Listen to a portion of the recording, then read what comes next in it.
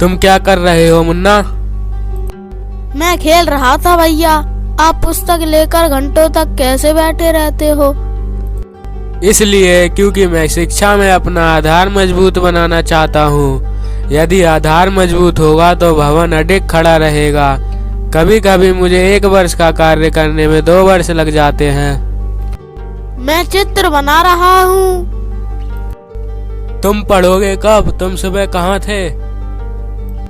भैया आप मुझसे 5 वर्ष बड़े और 3 कक्षा आगे हैं। मेरी समझ में नहीं आता कि आप एक ही शब्द को 20 बार, एक ही वाक्य को 20 से अधिक बार क्यों लिखते रहते हो।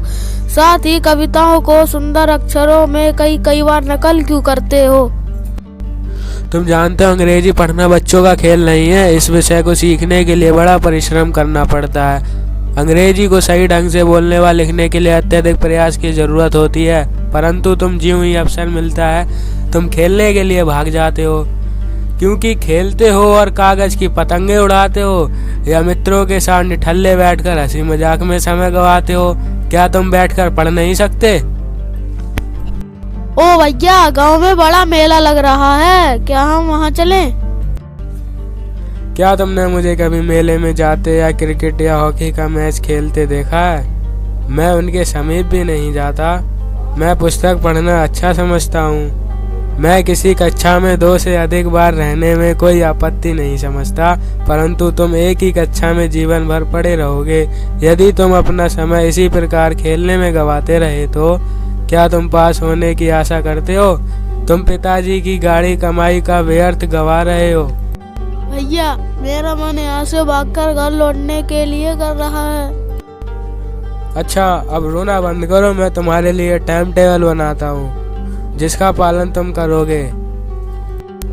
सुबह 6 बजे से 7 बजे तक तुम उठोगे। 7 से 8 बजे तक तुम नहाओगे। 8 से 9 बजे तक तुम खाना खाओगे और 9 से 10 बजे तक तुम आराम करोगे।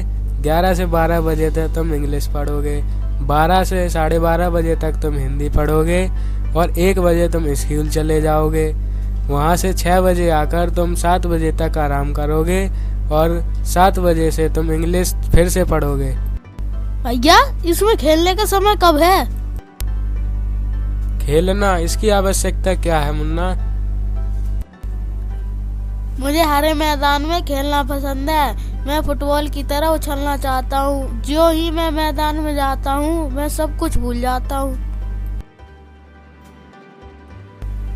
मैं फिर से फेल हो गया।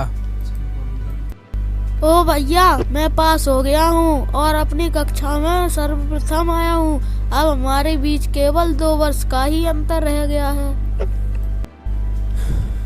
परंतु प्यारे भाई घमंड ना करो। तुमने केवल 1 कक्षा पास कर ली है और सोचते हो कि मैं बुद्धू हूँ और तुम चतुर हो। कभी कभी गिल्ली डंडे के खेल में किस्मत तुम्हारा साथ देती है और तुम खेल लेते हो।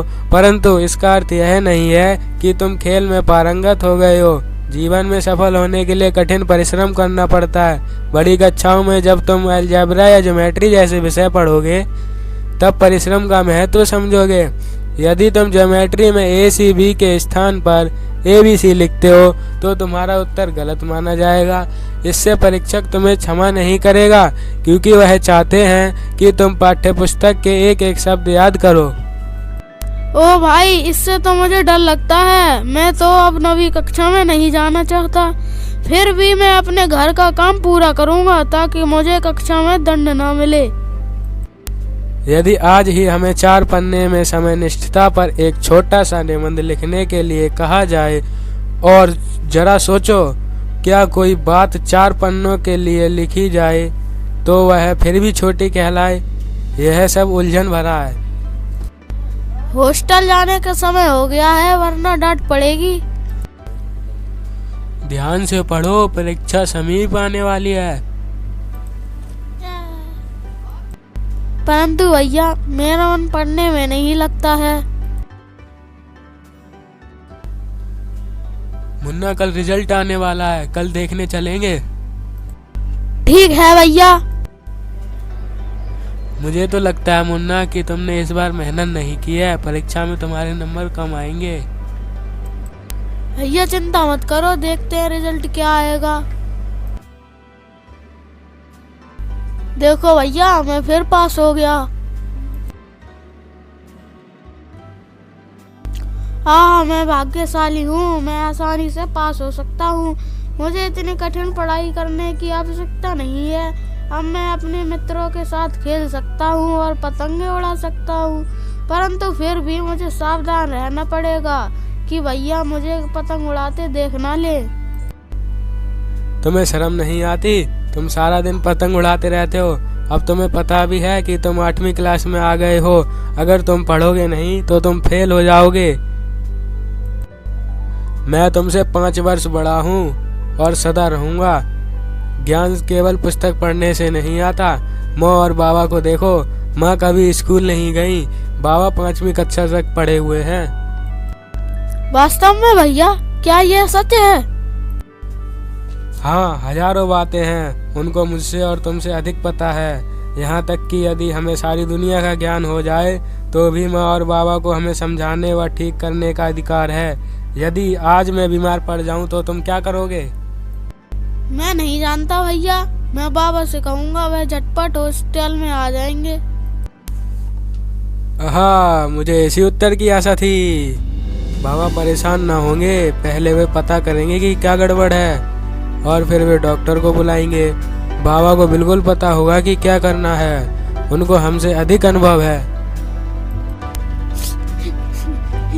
भैया, मुझे खेद है, जो आप कहते हैं वो सच है।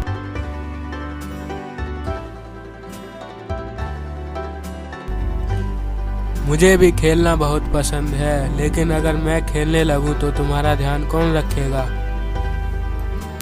मैं आपसे प्यार करता हूँ भैया।